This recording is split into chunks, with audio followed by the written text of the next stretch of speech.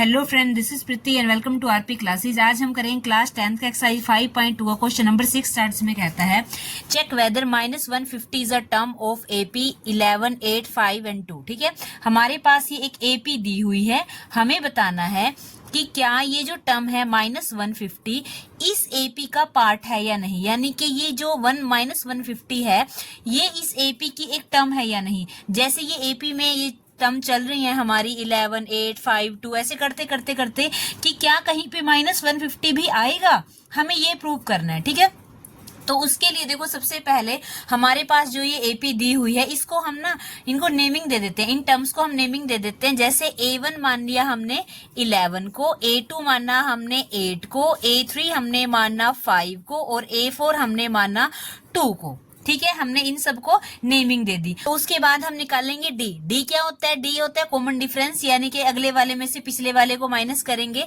तो डी है हमारे पास क्या?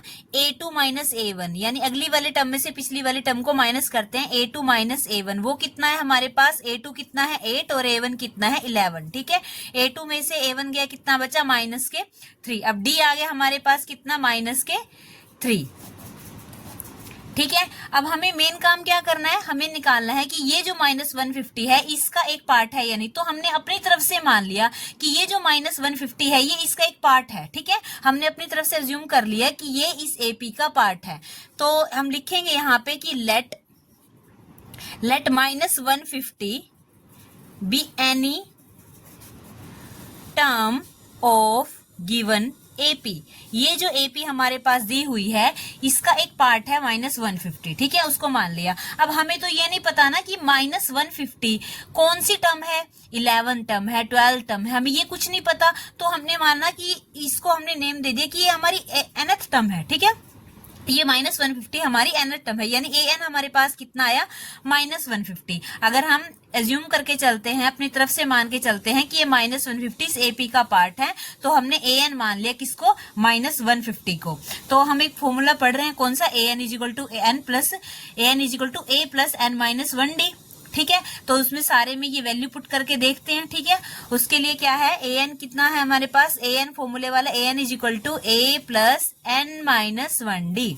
ठीक है, उसमें ये जो वैल्यू आई हमारे पास an कितना आया? -150, d कितना है? -3 और a कितना है हमारे पास? ये 11। अब ये तीनों वैल्यूज में पुट कर देंगे। an है हमारे पास -150, a है हमारे पास 11 प्लस में n हमें पता नहीं -1, d क्या है? -3, क्योंकि हमें ये नहीं पता ना कि ये -150 कौन से नंबर पे है। ठीक है ना, हमें ये नहीं पता बात, तो n हमें नहीं पता। अब हम n निकालेंगे कि ये जो -150 है ये कौन सी पोजीशन पे है इस एपी में, ये -150 कौन सी पोजीशन पे है, ये हमें इससे पता लगेगा जब हमारे पास n की वैल्यू आ जाएगी। ठीक है, तो ये -150 हमने इधर रखा, 11 इधर पॉजिटिव है, इधर आके नेगेटिव, -11 = इधर क्या बचा? n - 1 और माइनस में 3। ठीक, इन दोनों को ऐड किया तो कितना है हमारे पास?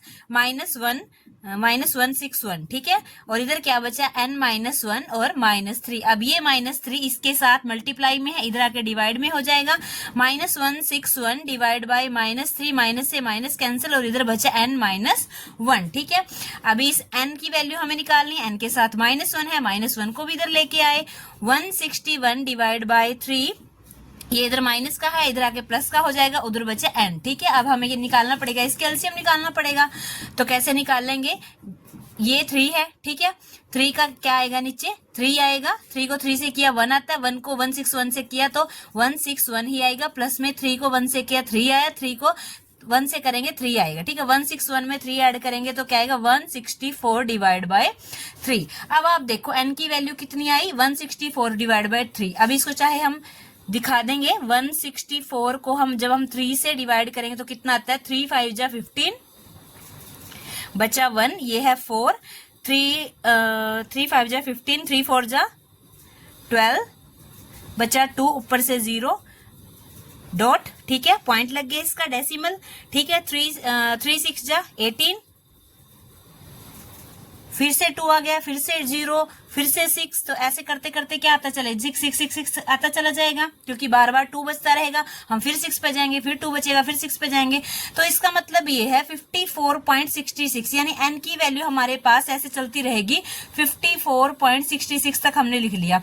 अब आप ये बात देखो, n की वैल्यू कितनी आई 54.66, यानी कि क्या हमें n क्या है, n है पोजीशन है, किसी टर्म की पोजीशन है। क्या किसी टर्म की पोजीशन डेसिमल में आ सकती है?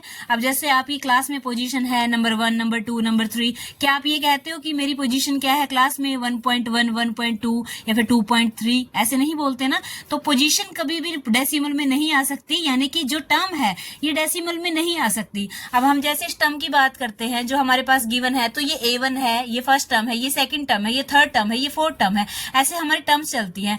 तो इसका मतलब जो टर्म्स है वो कभी भी क्या है डेसिमल में नहीं आ सकती, वो एक नेचुरल नंबर होना चाहिए था। इसका मतलब ये हमारी n की वैल्यू जो आई हमारी गलत है। गलत क्यों है? क्योंकि हमने कुछ गलत माना। हमने क्या गलत माना? हमने यहाँ गलत माना, हमने यहाँ पे गलत माना कि -150 इस जो AP है उसका एक पार्ट है, इस AP की एक टर्म है, ये हमने गलत अपनी तरफ से माना। तो इसका मतलब क्या हुआ कि जब n की वैल्यू नेचुरल नंबर नहीं है तो इसका मतलब ये जो 150 है ये भी इसकी एक टर्म नहीं है। तो नीचे रीजन में हम यहां लिखेंगे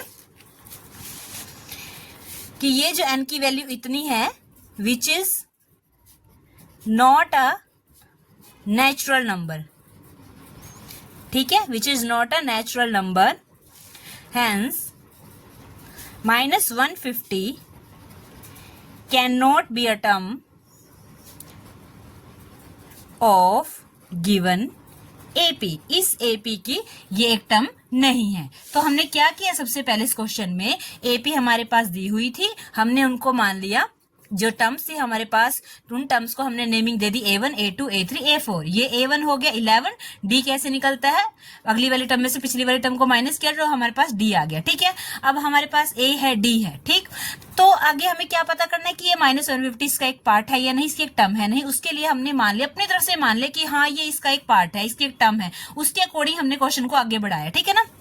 तो हमें ये नहीं पता था कि कौन सी टर्म है, अपने अपनी तरफ से मान लिया कि nth टर्म जो है वो an कितना है -150 है। तो हमने वही फॉर्मूला लगाया, फॉर्मूले में सारी वैल्यूज पुट की, फॉर्मूले में वैल्यू पुट करने के बाद जब हमने लास्ट में n की वैल्यू निकाली तो वो डेसिमल में आई। तो n की वैल्यू कभी भी डेसिमल की फॉर्म में नहीं हो सकती, ठीक है, नेचुरल नंबर नहीं है। तो इसका मतलब ये नेचुरल नंबर नहीं है, तो इसका मतलब 1-150 इस गिवन जो AP है उसकी एक टर्म नहीं है। अगर आपको इसी एक्सरसाइज के अंदर क्वेश्चन करने हैं तो आप हमारे चैनल की प्लेलिस्ट या फिर डिस्क्रिप्शन चेक कर सकते हो। वीडियो अच्छी लगी तो लाइक, शेयर एंड सब्सक्राइब कीजिए हमारे चैनल को। Thank you.